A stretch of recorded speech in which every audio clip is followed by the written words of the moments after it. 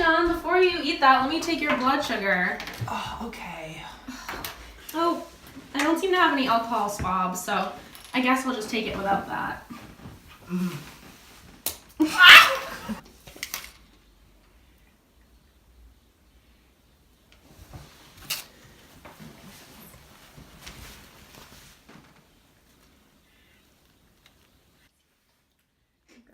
All right, John, I'm just gonna go grab another nurse for a double check. Honestly, Hey, Caitlin, do you have time to do a double check? I'm so busy, but I guess I have time.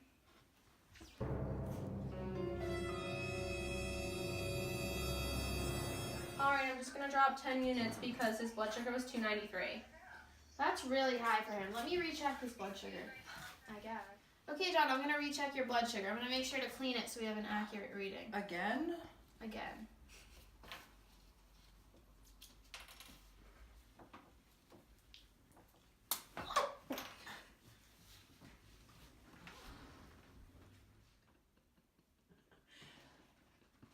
Make the part quiet.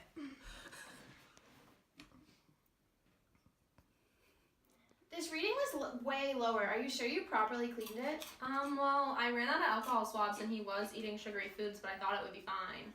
So. You could have killed someone. You should be more careful next time. Based on the study, taking somebody's blood sugar after they peeled fruit or touched sugary foods without washing their hands showed a significantly higher blood glucose than after having the patient wash their hands.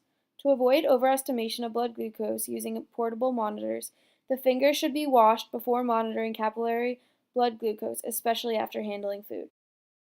One study performed concluded that patients should wash their hands with soap and water prior to their capillary blood glucose test if possible, and if not, they are advised to use the second drop of blood. Hello staff, thank you for meeting with me today. We're going to go over glucose monitoring and what kind of patient conditions can affect a patient's blood glucose reading.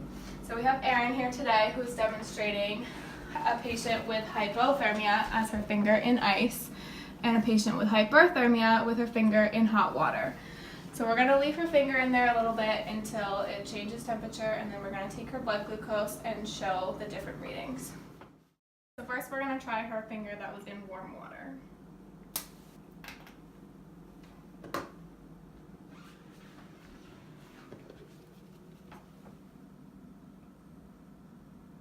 We're going to test her finger that's been sitting in cold water.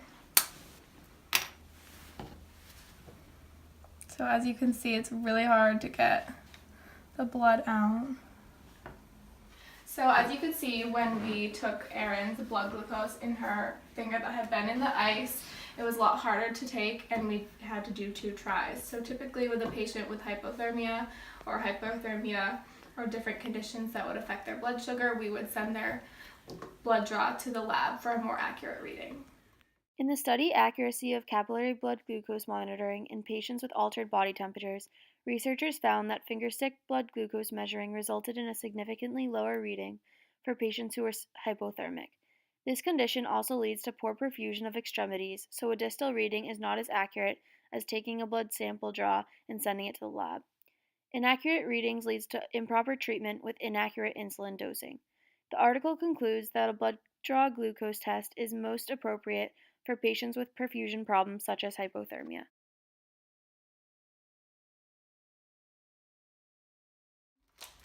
Hello, Erin. I hear you've been diagnosed with diabetes.